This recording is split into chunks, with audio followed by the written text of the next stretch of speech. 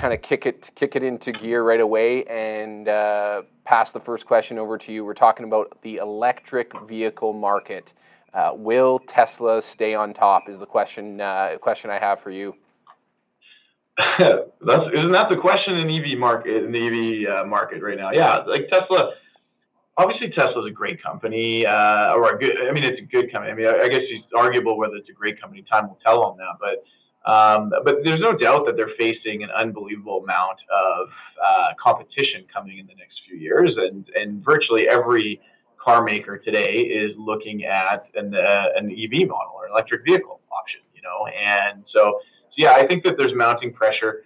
There's a really good slide we had on this too that I think is worth showing, like the chart of just how many cars that Tesla has sold in the past year versus the other car manufacturers or the majority of the big car manufacturers anyway. And so you can see that Tesla sold, and they had a great year. They sold 500,000 cars last year. But when you compare that to some of the other automakers like Volkswagen and Toyota that sold about 9 million cars last year, I mean, it's a really unbelievable difference. And then on top of that, when you see the market cap of Tesla versus those big automakers, and you can see that they're worth more than all the other ones combined. So it's a really interesting time for Tesla because, yeah, there's obviously a lot of hype. The shares were up about 700 and some % last year. So there's a lot of hype, there's a lot of buzz, but there's a mountain or a tidal wave of competition coming. And so the market's about to get a lot more challenging for them. So what they have going for them is, I think, technology, though. I mean, I think they do have great technology. They certainly have great batteries, and their cars are excellent cars for the most part. I mean, I think there's some quality issues here and there, but other than that, I mean, it's a really it's in an interesting spot, and there's certainly a lot of that cultish hype behind it as well. I mean, Elon Musk is a cult figure, and people support him and support the brand, and that's really driven up share price. But the question ultimately being is, will they stay on top in terms of sales? I mean, it's hard to think that actually is going to happen unless they can really ramp up sales and ramp up production, because companies like Volkswagen and Toyota and other companies like that are selling multiples as compared to what Tesla sells in cars. So it's going to have to be a dramatic increase for them to stay on top of terms of EV sales. Yeah, absolutely. The automotive market typically low margin as well. So the scale of some of those large businesses, obviously they're behind Tesla in the EV space at this time, but long term, that's a huge advantage having that scale at this time.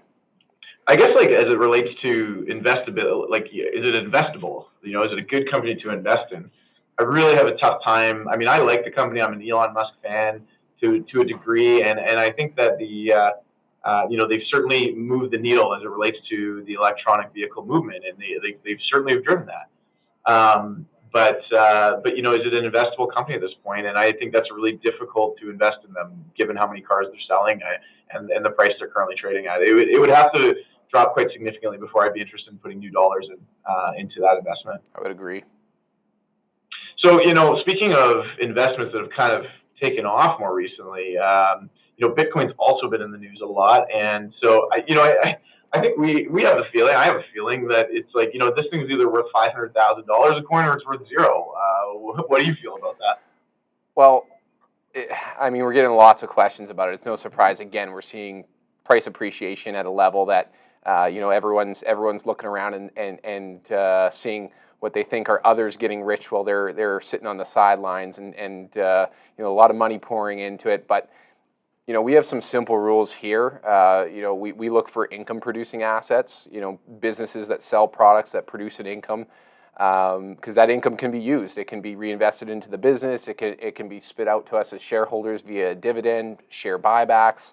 The income that a business generates ultimately helps us to value those companies and determine, what is the price that we're willing to pay based upon the expected income we're going to receive. In the case of Bitcoin, there is no income. The other concern I have is that because there's no income, the price is ultimately determined by the demand of buyers and the willingness of sellers to sell. So this kind of supply-demand effect that we get. And when you buy a Bitcoin, if you're going to make a return, you're ultimately relying on someone buying it off of you at a higher price down the road, which may or may not happen. Another concern that I have is there's a key thesis behind Bitcoin is that it's going to be some global currency and some medium of exchange. And right now, what we're seeing is this hoarding problem because everyone thinks that Bitcoin is ultimately going to continue to go up. We have a lot of buyers buying into it, but very few sellers, which is actually, when I look at it, a case against why Bitcoin ultimately won't become a medium of exchange. People aren't using it to purchase things, they're hoarding it. Another thesis is that it's going to be a store of value. To date, it's been an extremely volatile asset. Volatility when we're investing in businesses isn't always a bad thing. It can lead to opportunities. But in the case of arguing that Bitcoin is going to be a store of value, I think that kind of hinders that thesis and that argument. If I have a Canadian dollar in my bank account, tomorrow I go to a store and that dollar, whether it's Starbucks or wherever, I have an expectation of what that dollar can buy me. And typically, or you hope that what it was worth yesterday when you go into that store, it's going to be worth about the same today. And with Bitcoin, that's just not the case. We're seeing daily swings of 10 to 20%, drawdowns as much of 80%, followed by rallies of 100%. So I'm not totally behind the store of value argument just yet. Another large concern is the manipulation that can occur with it. I don't know if a lot of people are aware of this, but 95% of all Bitcoin, it's estimated, is owned by 2% of these anonymous accounts. So that 2% of the people owning Bitcoin control basically or can manipulate the price if they choose. It's said to be a decentralized currency, but when you look at where all the mining is coming from, we're talking 60, 70, 80% coming out of one country, which is China. So at this time, no income. I don't see it as a store of value. I really have no use for it. I'm not a buyer, though we're getting a ton of questions on it. I'm advising people, listen, if you're getting FOMO and you just can't handle being on the sidelines, by all means take a position. Just make sure it's a position that you could see going to zero, and really this is one that I'm comfortable sitting out for the time being. Yeah, I think it's interesting because it's like, I'm a fan of the technology. I think it's a really ingenious kind of a solution. But you're right. I mean, when you point out all these different, is it a store of value? Well, not really. When it's like, it was $37,000 US a coin a few days ago, and now it's at 31,000. I mean, that's not a store of value. That's an incredible drop.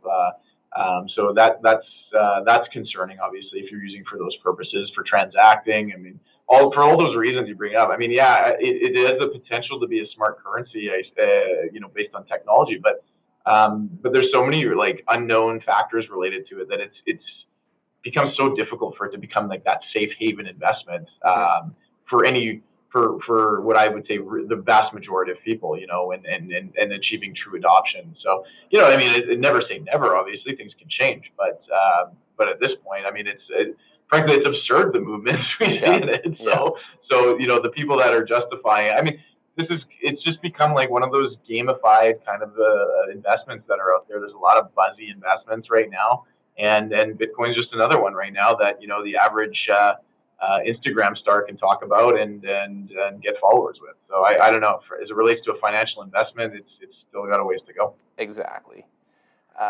Turning it over to inflation, we've seen a lot of government spending across the globe, obviously to help curb the initial effects of the shutdowns that were caused by this pandemic. I know we've been talking about it probably too much, but the reality is it's been a fairly significant event. So the question I have for you is, will inflation return in 2021?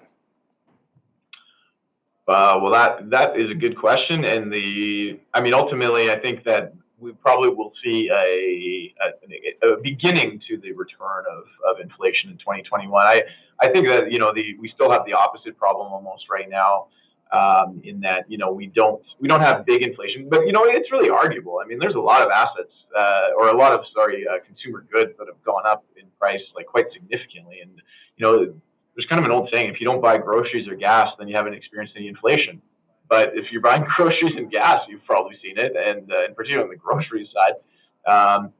And there's a lot of housing that's gone up in value, and so many different things. I mean, there is inflation certainly in certain asset classes that are quite important, but as it relates to the basket of goods that the consumer price index is based on, which is what everybody basically focuses on. I think it's hard to see that inflation really kicks in a big way in 2021. The Bank of Canada just announced rates that they're keeping them flat where they are. And so obviously they're of the same mindset right now that it's not become a big problem at this point. In fact, it's still running low. But there's no doubt that there has been a lot of money printed. There's been a lot of money spent, and in particular in Canada, there's been a lot of money spent versus other governments around the world. And at some point, that should lead to inflation. And what that will ultimately lead to is higher interest rates, likely because the Bank of Canada will combat that inflation with higher interest rates. So I think it's inevitable that we're going to get it because we keep printing money, trying to drive for it. But whether or not that hits 2021, I'm doubtful because we haven't seen it yet, and I think that the momentum may be picking up there, but it's still picking up. But in saying that, if people aren't thinking about it, I would start thinking about it because it might come in 2021. It might come faster than people think, and it might force the Bank of Canada to do things that they might not have wanted to do at this point, like increasing rates at a higher rate than what they've expected. And I think that there's a lot of danger in traditional asset classes and portfolios today that people aren't considering that. So I think we've talked about it in the past, like. We did some math. It was a couple months ago, but we did some math on what should be some of the safest assets in your portfolio, and that's government bonds in particular. And if we saw a 2% increase in rates based on if inflation started kicking in, you might see a 15 to 18% drop in bond prices. Yeah. So take one of your safest assets in your portfolio and drop it by 15%. I don't think anybody's happy about that. And so if you're not thinking that inflation could be a problem, then I think you better start. Yeah, I agree. Obviously, inflation is one of these things that is extremely difficult, or if not impossible, to predict. So many variables that are going into that. But I mean, I wouldn't be surprised coming out of the pandemic, we see this pent up demand being spent, and again, certain areas of inflation. But then I guess the question is, if we have inflation, how much, and will it stay? But like I said, one of these things that's nearly impossible to predict. But that doesn't mean that you can't prepare. If you know that there's consequences should something unexpected occur, like you mentioned, it's something that you want to be prepared for and thinking about. Yeah. So we've talked in previous episodes about just switching gears for a second here. GDP growth in the world and where we expect that to come in this coming year, and I think that we've been talking about this for a long time, or not necessarily us, but lots of people have been talking about this for a long time, that, at one point, will China overtake the U.S. in terms of global GDP? And so I think that's an interesting conversation to have. Yeah, well, I mean, we got some numbers a couple days ago. In China, GDP for the fourth quarter climbed 6.5%.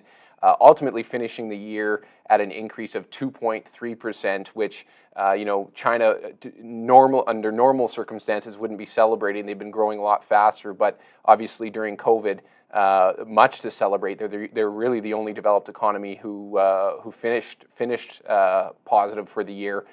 This was largely driven by keeping COVID under control, which ultimately allowed industrial exports to fire back up to meet global demand. So things like medical equipment, work from home devices.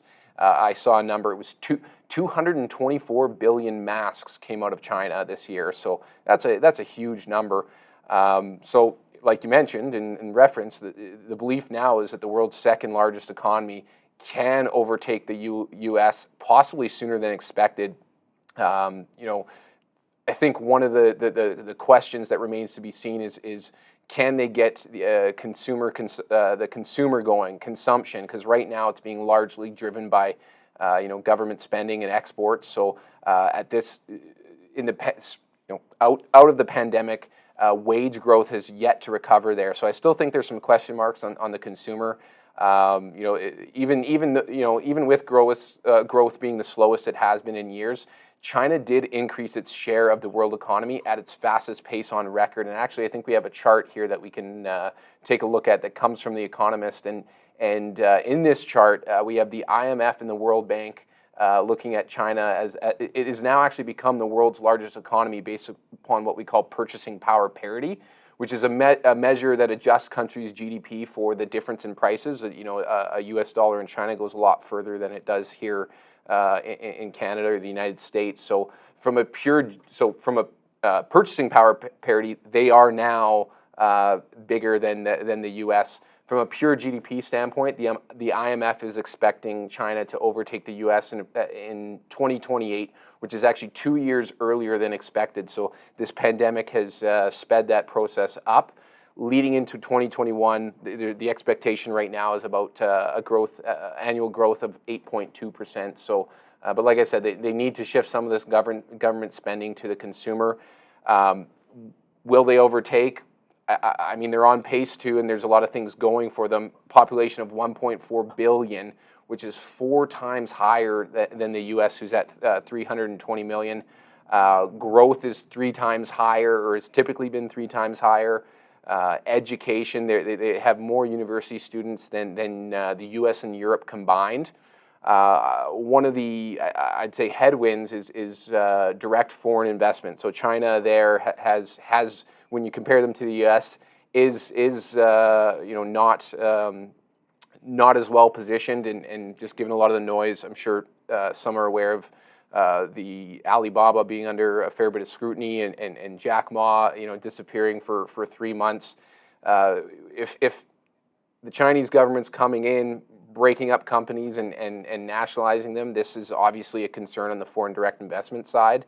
Also, less high-tech exports than the U.S., something that China's actively working to change. So, but I almost think it's an inevitable, but I don't think it's one of these things that it doesn't have to be an either or. Having horses in both race, U.S. economy and the Chinese economy, I don't think you're going to go wrong there.